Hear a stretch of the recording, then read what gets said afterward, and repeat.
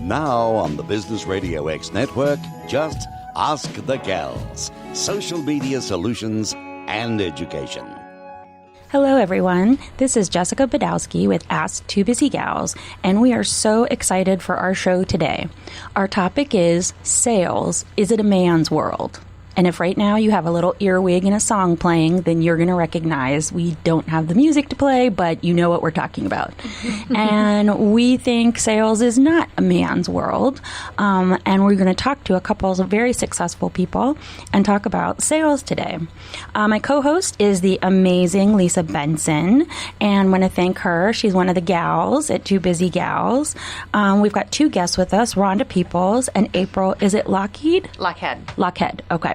So not like the Lockheed, which it's not spelled that way either. All right, so Lockhead. April and Rhonda, thank you so much for joining us today. Pleasure. April, can you tell us a little bit about Roadrunner Auto Glass and Window Tint and your role there? Yes, ma'am. I am one of the owners and founders of Roadrunner Auto Glass and Window Tint. We repair and replace all auto glass and motorhomes, and we specialize as far as the window tint portion with commercial and residential tint. So for security film, UV protection, and heat reduction. And I'm one of the founders. We were born in 2005. Oh, awesome. Thank you. And Rhonda, share a little bit about what you're doing right now. You've got some exciting stuff. I see you on social media everywhere. So talk to us a little bit about what you're doing. So I have partnered with Don Zavis Sales Training, and I am a sales and leadership coach, trainer, and speaker. And really, what I do is I work with women in creating new sales content, because the statistics are showing us that there are not enough women making 6 and 7 figures out there. Absolutely. And of the women that are making that type of money, it is some sort of sales, or they've been through sales, or they're on the sales side of the house, or something like that. And so me having the background that I have, I'm like, I can make a difference. I can make a difference in that woman's life and her relationship to sales. And that's what I do. Awesome. Thank you. So you bring up a great point, which is women in the 6 and 7 figure club, so to speak. And we're part of an organization called eWomen Network, have been since we started the business in 2008. We were part of eWomen back in Ohio, and we've continued to be part of it out here. And one of the things that we found, the founder, Sandra Yancey, talks about, she's on a goal to have 1 million business owners, women business owners earning $1 million, and at least the business and annual revenue, or they personally earning it, really more than the business, because there are not 1 million women who are millionaires in the United States. Correct. Wow. Which is like, when you think about our population, over half of our population is females. When you think about our population, that there's not even, because 1 million is not a huge amount of half of our population, are not $1 million earning individuals every year. And I know a ton of hardworking women in business and entrepreneurs. We all know, and I know it's not for lack of effort. We all know a pink Cadillac driving makeup diva that's just rocking it and got to the top of their game. We all know that realtor who is in the multi-million-dollar club every year, right? So sometimes if you're sitting around at the cocktail party or even the networking meeting and you talk about issues like this, what we find is people's responses, but I know Mary and she's a multi-million-dollar realtor, or I know Susie and she, it's those outliers and those anomalies that underserve us for getting big numbers of women there. Totally. Right? Mm-hmm. So that's kind of why we wanted to talk about this today. And so Ask the Gals, we talk about things that are related to women in business. And then social media, is it helping or not helping as women progress on their business development? So Lisa, I'm going to kick it over to you. And so we can talk a little bit about ideal customers and markets. And, what's the first step in sales is we've got to figure out who we're selling to. Right, exactly. So I read an article from the Conductor website, and it had a great quote. Sales is not just about closing the deal and making a profit. It's a journey that requires incredible communication and relationship building skills internally and externally. It's a mindset that allows you to listen thoughtfully, consider and respond to your prospects to connect them to the solutions they need. So what, April, Rhonda, what have your experiences been when you think about, as Rhonda, you work with folks on this, April, you have a successful company, target markets, ideal customers. How did you sort of figure out what those were? How has that evolved? Just talk a little bit about that, because before we can sell, we've got to know who we're selling to. Mm-hmm. And I don't know about you all, but in our classes, we ask this question in social media because we have to know where to market, right? If your client's under 35, mm-hmm. you got to be on Instagram. If it's a broad base, you have to be on Facebook. If geographically you're selling in the South, in Arizona, you don't need to be on Twitter if it's your geographic footprint. There's good places to be. And ideally, or not ideally, unfortunately, we have a lot of, particularly women business owners who are like, I can sell to anybody. Everybody could use my product. And I'm like, that's not a strategy. Like, you got to have a focused strategy. So I'd love to hear from both of you kind of some more about that idea. Okay. So with marketing auto glass is challenging in that we build relationships mm-hmm. to gain the referrals. Okay. So our relationship building is through direct marketing to insurance agents and getting to know their staff and them trusting us with their hard-earned client to send them to us.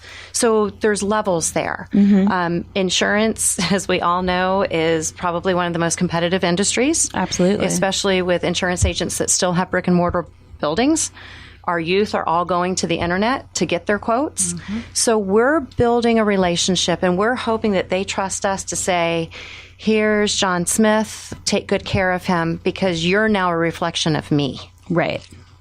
So that's one of our challenges. And then we're also going up against the companies that are offering cash back, or they're sitting in car washes, but they're not relationship building. They're one and done. Yeah. So it's challenging to do that. And we take around, little tchotchkes, little goodies. And it's fun when you become friends on Facebook. And then sure. those people are reaching out or making a comment about one of my kids or something they see going on. Then okay, I'm succeeding. And I'm building that relationship, which I also have found is extremely unique to Tucson. The relationships in Tucson. We also work or service Greater Phoenix. Totally different situation. Mm-hmm. It's 90 miles down the road and completely different. It's fascinating. We moved our business from Ohio. We were in business, 4 or 5 years, and then we moved the business out here. I say we, my sister and I started the business. And we moved out here and moved the business out here. And for the first 18 months, I didn't know if we could stay in business. If we hadn't had really established ideal clients for us, corporations and large-scale contracts, because I could not for the life of me figure out this belly-to-belly, refer, meet people and have coffee. I don't drink coffee. Have coffee till you're going to poke your eye out. And then, we can't have coffee at this place. We have to go to a local coffee place. Now we have to go to a local green coffee place. I'm not opposed to any of that, but it was like, I don't have time to do this. Like, are you going to buy something or not? Like, are you going to buy or not? And a really funny sales story I have is early on, we offered a package at one of my first vendor table events. Was some sort of one of those super duper ones where there's a jillion business type vendors networking. And we offered to help people set up Hootsuite, which still exists, which we still recommend people use. Nobody we knew was using it out here. I mean, nobody. When people came up to so here I'm offering a special on it and they don't even know what I'm talking about. Mm-hmm. People would come up to the table and they're like, well, I don't even have social media. Why would I need software to manage it? I'm like, I'm not selling the right product in this room. 18 months later, not a joke at all. I'm at a networking meeting and a lady comes up and says, you know that special you had on Hootsuite? And we only offered it one time because I realized it was the wrong product for the wrong market in the wrong place. So we never offered it again. That Hootsuite special. I think I might be ready to start on that. This was like a $50 loss leader, get to know us kind of product. And I went, I have no idea how long the sales funnel to close is in this marketplace. I have a similar experience. I don't know if everybody knows, but I actually worked with April for 12 years at Roadrunner Auto Glass. And I had never done anything like that with sales before. Walking in to an office, kind of cold calling and just introducing myself and the company and trying to get people to send us business and like me. That was my goal, was to get people to like me. And there was a client that I worked on for a year to get him to send me anything. And I really had to prove myself to him. He wanted to know, well, why you? Why your company? Well, I have to use you a couple of times before I can even refer you to somebody. And he only wanted to refer to people that were close, like his family members or something like that. Once I'm not kidding, a year of it, he finally said, you finally proved yourself to me. And he became a very loyal client and sent regularly to us all the time, all of his clients. And he came back and said, I know your company's going to do a great job. And several years later, he goes, do you remember how hard you had to work to get me to send business to you? And I said, oh, absolutely. You were my toughest one. But I mean, I ran into that more often than not out marketing in Tucson, for sure. I remember that for Lisa. And she would call me and say, I don't know what to do. I don't know what to do. And I said, you just have to be you. And they're going to eventually see your persistence, which I think is something that as women, we are challenged with, is constantly putting ourselves out there, and taking no stinks. Mm-hmm. I mean, you take it personally. So you just have to keep plugging along. But once you win, you've got that lifelong client. Right. And part of the problem with him was I was a girl and I was a young girl, and he was just he wasn't seeing it, and he's always sent to the man, and why would he send to the woman? So it was a big deal. Hence why I am in business. This is why Rhonda's got coaching. There we go. This is why I'm here, for that exact reason. And, we have, as women, we have stepped into an already, I think Kathleen said it earlier when I was talking to her, an already made box of what sales is, what it represents, how it's trained, how it's supposed to be done. It's about numbers. It's about the bottom line. And there was really no relationship about that. And that's not attractive to women. So to answer your question, right, is sales for women? Absolutely, it's for women, because that is exactly what we do. When Lisa was able, when she was able to walk into that customer and be her true, authentic self, of who we are, and the nurturing and the informative and the teacher and the networker and the collaborator and the nourisher. Like when she was all of those things, that's when you create that relationship of true, customer, salesperson, intertwining.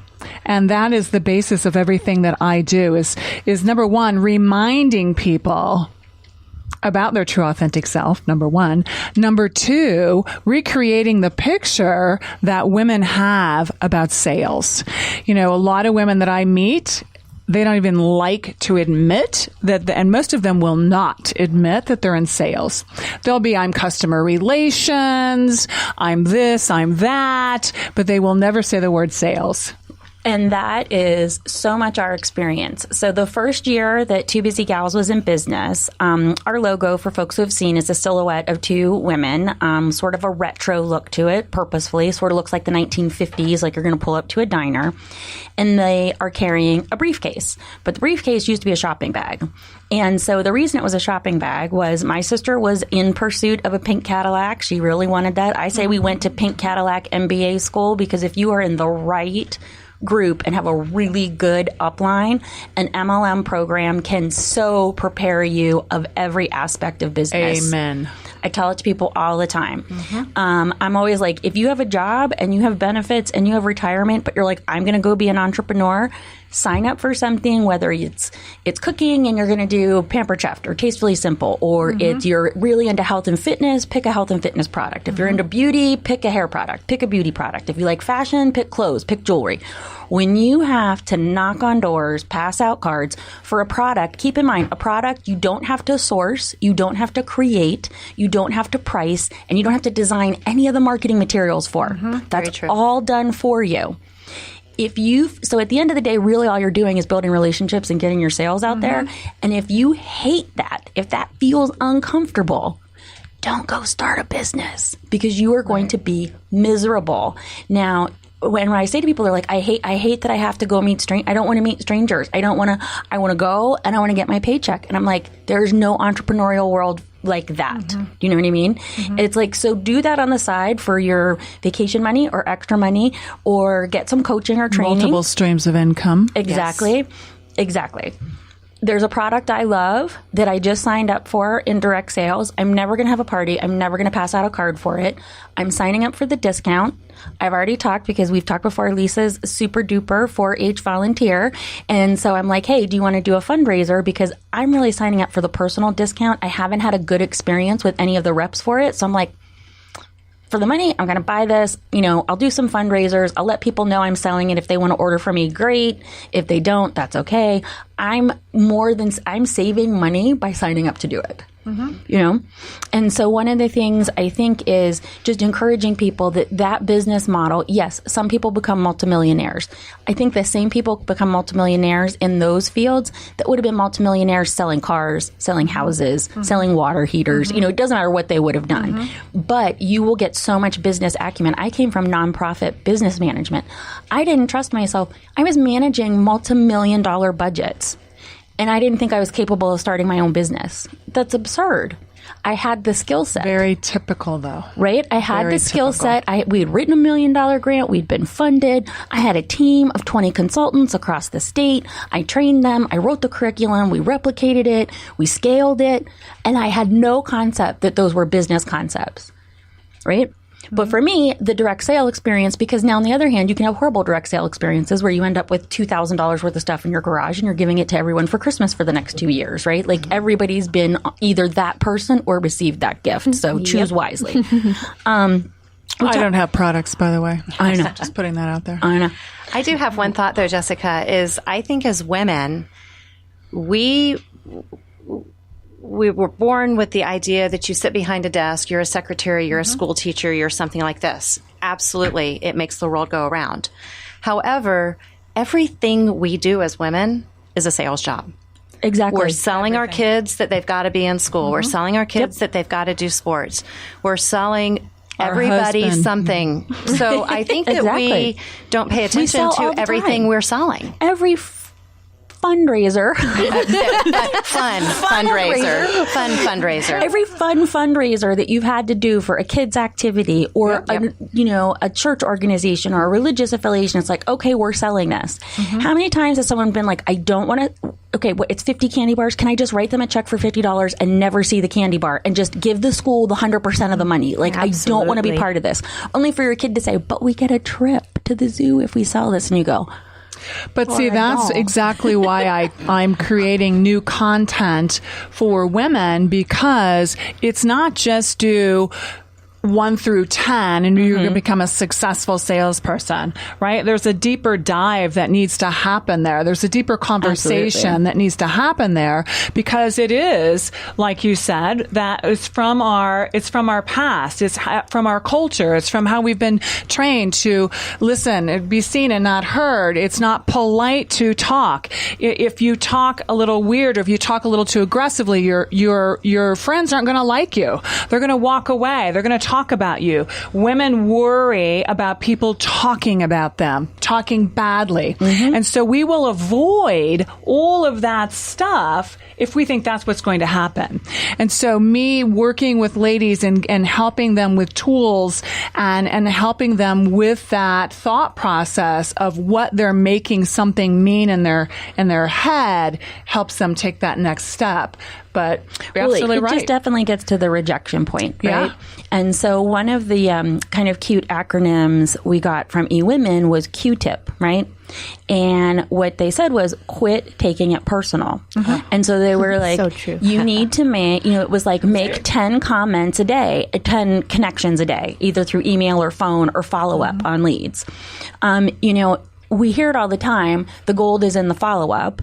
For me, I've been able to identify for our business 2 places. So our ideal client, we have classes all over town. We do coaching, but that's all marketing entry level to what our ideal sales funnel is. So our expectation is we're not trying to scale 10 people in a class at $30 a person, right? Like Lisa would not be sitting here if that was our primary product. Right. I would not be sitting here, right?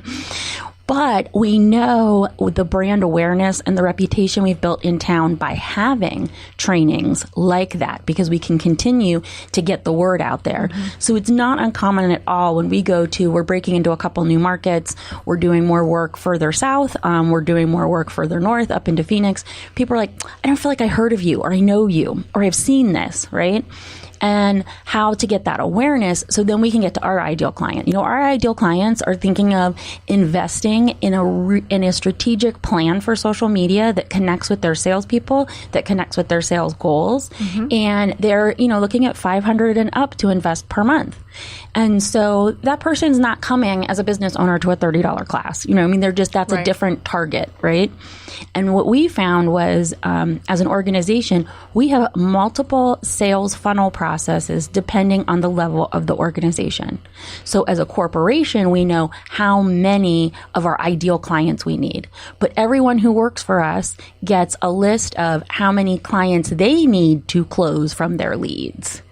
So that it's a different level instead of like, Lisa, you didn't get any $2,000 clients this month. Well, that's not the goal for her position. That's not the target, right? Right. Her target is to keep filling the funnel with folks and referrals so that then we can get to that level. And so that's just been a really exciting process for us, and to let go of being rejected. And I also encourage, not only, you hear women like, I can sell to anybody. I can work with anybody. It's like, and I'll say, well, do you want to go to U of A and have a table and try to sell to kids, college kids? They're like, oh, no, I don't want to do that. Oh, do you want to go to some of the 55 and older communities we have around town and work with senior citizens for your product? You're like, no, I really don't want to. I said, okay, so we just chopped off 2 ends of the spectrum that really aren't people you want to work with in business, which is fine. Give yourself permission to say, that's not a good fit for me. We were told a lot that our logo was too pink, we're too feminine, saying too busy means people don't want to do business with us, gals sounds like we're secretaries or cleaning people. This was all unsolicited advice on our logo. You'd be amazed how many people want to give you unsolicited. I'd refer you, but men don't like what your business is called. And I said, wow. That's okay. Over half the population is female. You're fine anyway. I was just like, I sort of feel like if you don't really go for our logo on our business card, you probably aren't going to like us. Because I love the logo. It's fun. It's quirky. And we're fun and quirky. So if you don't connect with it, it's okay. Because even if I could serve every business in Tucson every day, I wouldn't want to. Do you know what I mean? Amen. Right. I wouldn't want to. True. And you know what? We have a lot of men that work with us now. Most of our Probably clients more are men than women. Yeah. So it's interesting. But on that note, I wanted to ask Rhonda, what is your ideal client? Because we've been talking about that. We learned from April. We know what Too Busy Gals is. What's your ideal? But you have a really neat niche, and it'd be interesting to hear Thank what you. yours is. My ideal client is that woman that doesn't have a relationship with sales. My ideal client is the woman that might be in sales and doesn't necessarily care for sales. My ideal client is the woman that might be owning her own business, but doesn't have that self-confidence of being in the sales spot, right? I mean, I talked to a lady 2 days ago in Starbucks and we started having conversation. And so I asked her what she was doing, and she's creating her own business. And I said, so you're in sales? She goes, oh no, I'm not in sales. That's my ideal client. Right. And I always want to say to people, oh, are you hiring someone for that? And what capital did you get to start your business? No, I just said, sister, you're going to be starving if you don't come up to the Exactly. table of understanding your relationship and sales needs to be a little bit better than what it is. And it's just fear. That's all that it is. Because what happens is for those women who say, I'm not in sales or I don't like sales people, they have this vision of this picture of this person that they had a bad experience with. Sure. And then when somebody says the word sales, they see that picture immediately and they say, oh, that's not me. And you're right. It's not you. And that's what I let them know. We're going to change that picture. We're going to change your possibility of what you're creating of what a salesperson is, like Lisa did with her clients. She went out there and was truly authentic, right? And really kind of didn't follow the lines of the typical sales training, right? And got herself a client and many, many more. I refused to be the salesperson. Right. My goal was to build the relationship. Right. And to build the trust. And if Right. you liked it and if you thought I did a good job and my company did a good job, then great, you're the person I want to work with. But that's what a salesperson is. See, that's where I have ladies in my group. I get together. I have a meetup group with sales ladies only. It's called Tucson Business and Women. So it's on your meetup. You can check it out Monday nights, 6 to 7:30. And so I have women that will say every other word than sales. And I keep saying sales. Sales, salesperson. No, you're a salesperson. Yes, you're a salesperson because I want you to change the picture that comes up when you say I'm not a salesperson because I am a salesperson. I love being a salesperson. I love being a servant to people. And that's what being a salesperson is. So really what you're doing, Rhonda, is you're changing when you think sales and we think back in the day. Right. We're thinking about the door-to-door Hoover. The Still door to happens door. today. It's just Yep. called Kirby. Avon We're talking lady. about encyclopedias. Right. And it's a bad connotation. Yes. And sales is scary. Yes. But it's also beautiful. Absolutely. And instead of saying, I'm an entrepreneur, I'm this or I'm that, I'm in sales. Right. Absolutely. Embrace it. 22 years in the car business got me real comfortable with no. And Right. no to me means I don't have enough information. Hence, the fortune is in the follow-up. And it's no today, not no forever. Correct. Correct. Right. Right. So it's being, well, it's no today. It's like, oh, okay, so you don't need what we're offering today. They just don't have enough information. Right. I also think women have better follow-up in finding out why. Because we're nurturers, because we're moms, because we're aunts, because we're sisters, we can get down to the bottom of why no. Like you just Absolutely. said, it's just today. It doesn't mean Absolutely. it's not forever. Like Lisa did for a full year. Just kept being Lisa, lovable Lisa, like me. And When then you- you're going to buy me. Yeah, and when you can dive into a teenager's world or a child's world who doesn't want to talk to you because you are the parent and you can literally, through your conversation and relationship building, figure out what's going on with the child, you can definitely figure out what's going on with your clientele. Did you have a camera in my house last night? Just asking. I'm pretty sure we don't have security cameras, but if we did, I would have thought you hacked into Absolutely. it. Just wait until they're all teenagers. I They have are. 3 teenage boys. Yeah. And it's, you sit down at the dining room table and you just kind of wait for each one of them to speak. And you're learning about things that happened 3 weeks ago. Yeah. Wow. Well, the evolution you make when you get to speech. Right. From the, I don't know. Deep eye rolls. But that's where an intuitive nature comes in also. Absolutely. And we have an intuition as women, not to say that men do not. They do, they just don't cultivate it as much. But women have cultivated it, and we really have it and use it in every single thing that we do. And for those women that I find out their biggest issue is they don't trust themselves.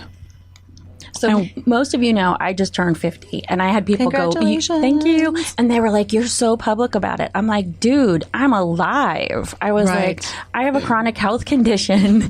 I do. I have a chronic health condition, and I was bedridden in my late 30s. They absolutely did not think I could work at any full-time level past 40. So I'm like, I am 50 and fabulous. I was very blessed to come from generations of women, except a few aunts here and there, that were like very public about their age. And it's interesting when you talk about intuition. We just had this, you have to trust. I find the older I'm getting, when I get that weird feeling, I go, and we just had this conversation with my teen, wanted to do something on a Sunday, wasn't unreasonable ask, wanted to go do something with the very lovely young lady and her family he's seeing. And I said, I just don't want you to go. And I don't have a really good reason. I said, part of me is kind of like, it's all day. It's the last day of break. You haven't been around a lot. I said, but honestly, if you said to me, like, why can't I go? And it was so wonderful to have this conversation with my 16-year-old son who stayed present. And I said, I don't have a good reason, but my gut is saying you're not supposed to go. And the older I get, the more I trust that gut instinct. I just feel like you're not supposed to be in that, because they were traveling up to Phoenix and they were going to do something all day. I just feel like you're not supposed to be in that car. You're not supposed to go with them. And I've got to listen to it. And then what was interesting was later, spoke with my husband and he said, I don't have a good reason for him not to go, but I don't want him in that car. And I'm like, he's not going. Yeah. Right? He is not going. If you're feeling that and I'm feeling that, we're just going to say no. Right. And no is okay. Well, no is okay. And I'm lucky enough that we had a conversation. I said, you work part-time for us. We have a new client. I'm letting you touch a client. Normally, you just do stuff in the background. You get to touch a client, be public-facing with your 16-year-old self with a client, which is a good fit. And the first time we can do something is on Sunday. So are you really serious about this job I'm offering you? I mean, I'm going to go and I'm going to do what I need to do for the client, but we're trying to find a new fit for you. And how serious are you about this? And we just kind of walked through everything. And he looked up and went, you're right. We need to go to thus and so, the client's location. We need to go there. I'm not going to go. And there wasn't an eye roll and there wasn't an attitude. And it's like, to me, that even more spoke to the intuition, was just like, you need to be serious. We can't cut you slack on this one. And I think all of that is where, if we don't trust ourselves, there's, that bleeds right over into sales and clients. And, really be clear, if it is stressful to you to have intermittent income, you may want to think seriously about, is your partner have the stable income? Are you, can you find comfort level with that? And just really being focused on, because quite frankly, as an entrepreneur, and I'm sure, Rana, you've had this, April, you've had this, there are months where you're like, so my paycheck's a little less because we're waiting on this contract. And the bigger you go, the slower the payments are, right? Absolutely. I know for every corporate account I have, I'm going to be at net 90 to net 180. You get a government contract, it's net 180. You have to be able to float that money for 6 months. But I am totally okay with the risk, because the outcome is much further than that. See, I'm a believer that you just step out there. I mean, you talk about, men, there's a lot of men that make 6 and 7 figures and beyond. And one of the things to think about is ask those men how many times they filed bankruptcy. See, to a woman, the thought of filing bankruptcy was like, oh, there is no way. So we are not even going to walk that line. That was let me tell you something, sister. Episode. Let me tell you something. That is the risk that is necessary if you want to go out and create your life's vision and your life's ambition and make a difference in the world. You're going to have to walk that line of risk and figure it out. What are we? 2008. We've been in business 11 years. December of last year is the first outside capital we went for. And I said this last month because I'm pretty freewheeling about it. I went through there's no good bankruptcy, but went through a bankruptcy and a divorce and all the things that happen to women in their 40s. And when I started a business, I'm like, we are cash.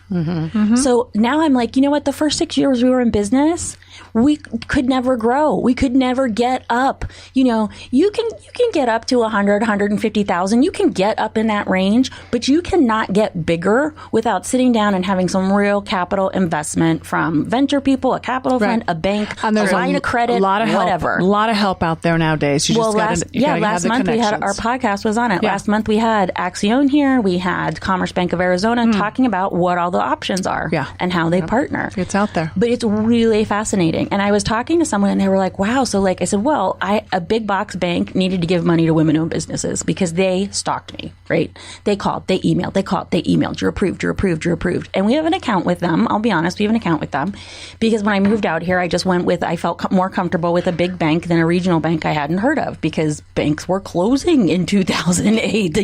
Right. Big things were closing in 2008. So we set up the bank account and I applied online and got this amazing loan with decent terms, way less than a credit card. And I had some bankers say, well, why would you get a loan and not do a line of credit? And I said, because I have crap records, as a business, I want to show that we had this sizable loan and we paid it back. I said, so it's very strategic. And so we're 3 months in, everyone and their brother wants to loan me $100,000. Pick a funding source. Wonderful. That's awesome. Right? Doesn't mean I'm going to go But it for wouldn't that. have happened had you not stepped out there. Exactly. And it was funny because sat there and went, so I think I need like maybe $5,000 would be good for cash flow per month. I guess I'll apply for that. And same 16-year-old son, because we're very transparent, run the business. He's part C stuff. My daughter as well. She's had like 5 cottage industries so far that she's started and then go. And that's I'm just going to interrupt. That's a great role model because so many women do not want to go out and start a business or the thought of getting involved in business because of their guilt factor with their children. And Jessica, you've involved your family Absolutely. to where not only are they learning and thriving, but they're understanding business and they're learning so many things that school a lot of times doesn't even teach them, and then including them in the family events and episodes as you go through business and you do it as a family. So I just want to say, my son looked and was, thank you. Hands up to you. My son was like, no, you need to ask for more. And I'm like, ooh, but because comfort level, right, is here. And my husband was working at his desk because we end up all in the same room. It's like 5 desks and a conference table. It's very exciting when you walk in the front room of my house with, dry erase boards and flip chart. You're like, what kind of crazy person designed this? But it's very functional. And so he said, I said, well, I need this much. And then I was kind of working. He goes, I think you need to ask for this much because you give yourself a whole comfort realm of 6 months of it that you're never going to touch that'll make the loan payment. Do you know what I mean? And when he said, I said, oh, that makes so much sense. Right? Because I'm giving myself that buffer room. But yeah, it's absolutely fascinating. We had the opportunity. We've talked a lot. This year we're working on getting certified to work with corporations as a woman-owned business. And one of the things we found out about, we were somewhere and someone had a perfect business to meet with a diversity officer for a woman-owned business. And she didn't go because she told me her business was struggling. She didn't know if she was going to keep her brick and mortar open another month. I said, come with me because you have a perfect product already. They're going to go for it. She called me and said, I can't make it. It was in Phoenix. I can't make it because my college daughter was coming home from college out of state to get her wisdom teeth removed. And she needed to drive her. And I didn't say anything to her. I basically said, okay, I need to pay attention. I'm like, okay, I need to pay attention to this and think about this. I said, I really think it's a good opportunity. She's like, there's no one else to take her. So my kids are in the car with me. 16-year-old's driving now, which is great. So he gets paid for chauffeuring. And he's paid in being allowed to have the car when he wants the car, not cash. Built-in Uber. Exactly. And he's very gracious about it. Actually, he's quite wonderful about it. But we're talking. I said, okay, guys. So here, and I tell them what I just told you. And they looked and went, are you crazy? If you had that opportunity, haven't they heard of Uber? Haven't they heard of a taxi? There's not one friend in town who can do it. You ever have that opportunity, you better go for it and get that business. Don't you dare stay here. And I was like, yes. You know what I mean? That's when you know you're doing it. Yeah. Just That's when you know when you're doing it. Just and awesome. Back to the whole having your kids involved. So I started with April when my daughter was 2 years old. And part of me doing that was I wanted to be a stay-at-home mom, but I still wanted myself. I wanted my own life, my own career. And I wanted my daughter to see that women can do it too. They can do everything. And so it was really nice. With ease and fun. I just don't want to say, I want to take out that stress factor. There's a way to get around doing everything and not being stressed out. Right. So I got to take her with me to go do my marketing and talk to agents and stuff.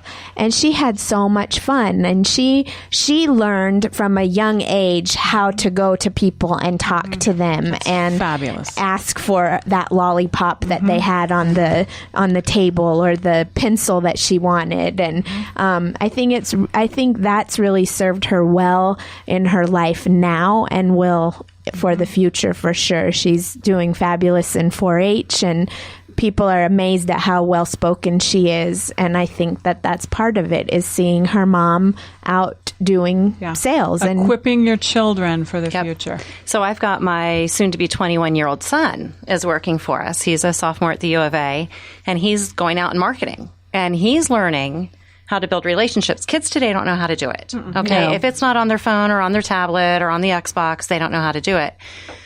But he has to report to me as the female boss. And that mama hat has to come off and the boss hat has to go on. And he has said to me, in fact, we met before I came here today so I could give you marketing materials. Mom, I just don't know how you do it.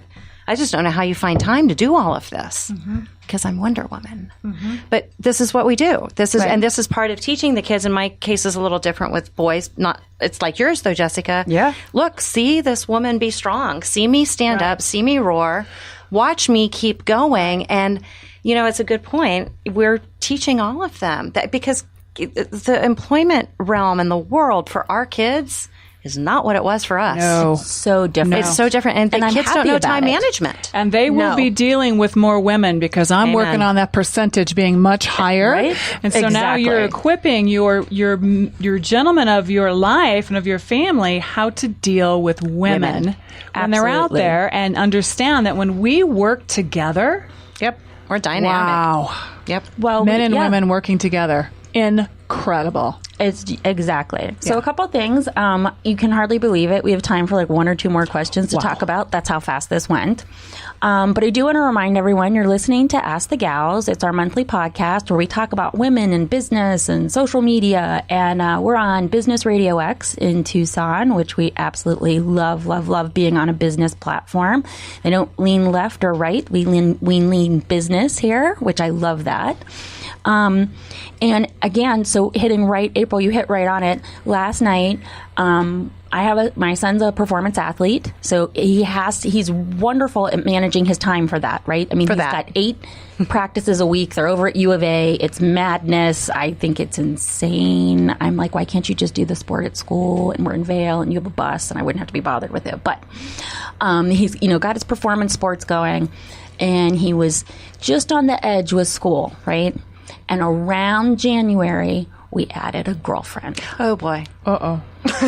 And you are the queen. That's the other thing you teach them. I don't care how many girls you bring into the house. This is the queen. Yes. That's right. And so what we found was, even though he is spending really a reasonable amount of time, they're not on the phone all the time. They see each other like once a week. It's not an unreasonable amount of time.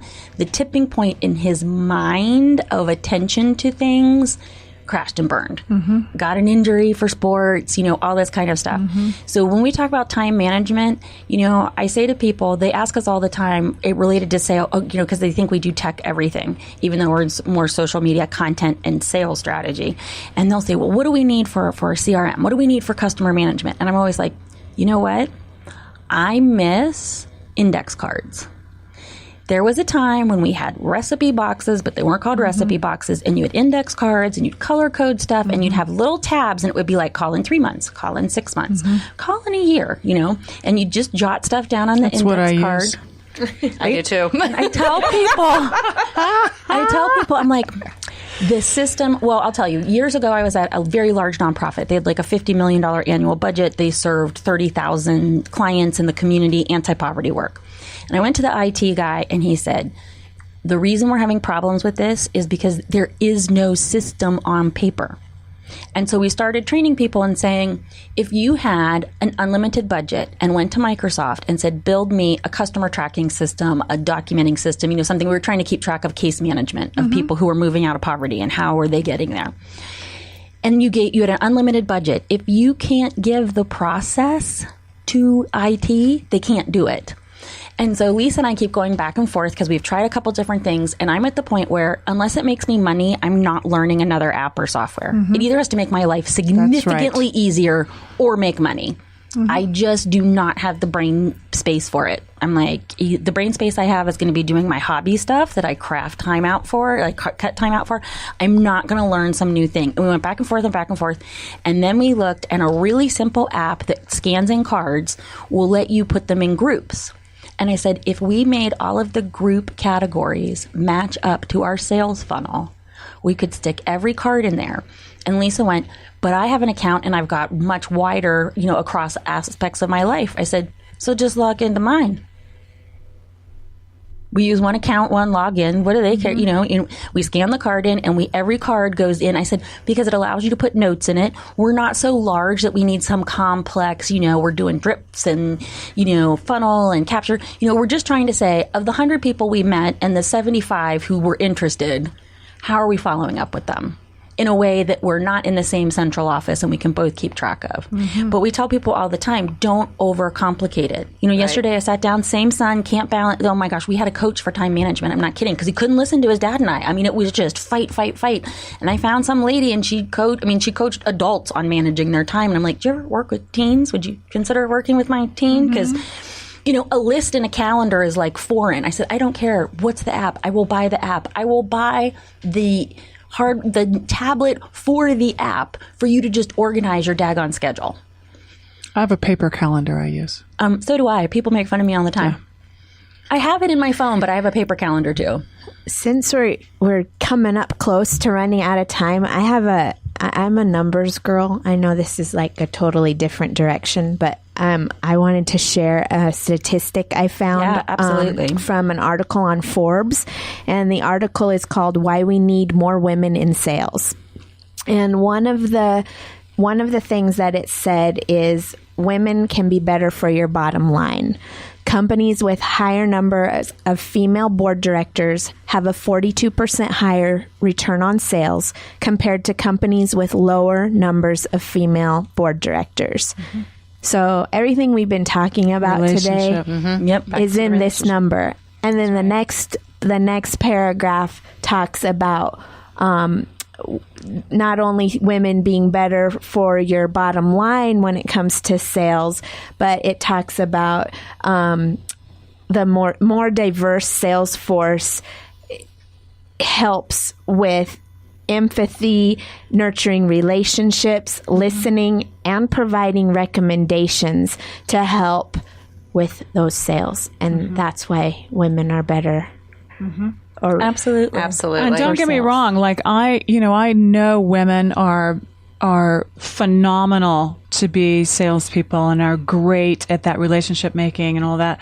But there are certain things that we can learn from the guys. Absolutely. Right? This is a great time during sales where we can intermix what we have if we give each other the respect that is required to make that monster salesperson between the male and the female together, like incredible. And I think that's, that's what we're all sitting here for. And that's what we're leaning forward to is to help share that information that it makes a difference. Absolutely. So some last words. April, if you had some last words to our listeners out there about what would you recommend? So that business owner out there, or the person who's thinking they want to be a business owner, what would you say to them? Don't be afraid. Do it. What do you have to lose? If you don't do it, then you're never going to know. I mean, it's sort of like, just the answer is always no if you don't try. Absolutely. So just go do it. Worst that's going to happen, so maybe you fall flat on your butt a couple of times. We've all done that. Chances are we're going to do it again. But just keep going. And back to what are we showing to our families and our children, our girls, our boys? You just got to keep trying. You got to just keep plugging along. So I say go for it. Just don't be afraid. Absolutely. Rhonda? April, hit it right on the head. As women, we're such perfectionists, and we could spend years on making sure we have the right business card, making sure that we have the right name for our business, making sure that all of our names come up on the search list, to make sure this, make sure that, make sure this, because we're perfectionists. Stop being a perfectionist and just get the stuff done. Exactly. They have a saying in Silicon Valley. My sister gives it to me all the time. My sister is just a brilliant writer. She's helped ghostwrite for clients of ours that She's are New York phenomenal. Times bestselling. She's written Forbes blogs, not under her name, so of course we can't say we do it officially. But she writes. If I have to write something for us, which is I'm more the talker, the closer, the go make the relationships. She doesn't like to go out and make relationships. So guess what? That's a great marriage in a business, right? She can crank stuff out, but she'd rather be at home. If I do it, it takes 3 times as long. And she'll go, Jessica, what do they say in Silicon Valley? I'm like, done is better than perfect. Done is better Right. than perfect. Done is Amen. better than perfect. Perfect done. Think of all the software that we bought where it was like, oh, and here's the revision. Oh, and here's the revision. Oh, and here's the revision. They don't wait till it's perfect to release it. No, because if you do, mostly somebody works. else is doing it. It mostly works, and then they upgrade it. Jump in and figure it out later. Yep. Absolutely. Well, we thank you both for your time. Lisa, you. another good episode Thank you. for us. Fun Honored. topic. Yes, thank you. We want to let our listeners Thank you, know that next month we are going to be talking about women in non-traditional industries.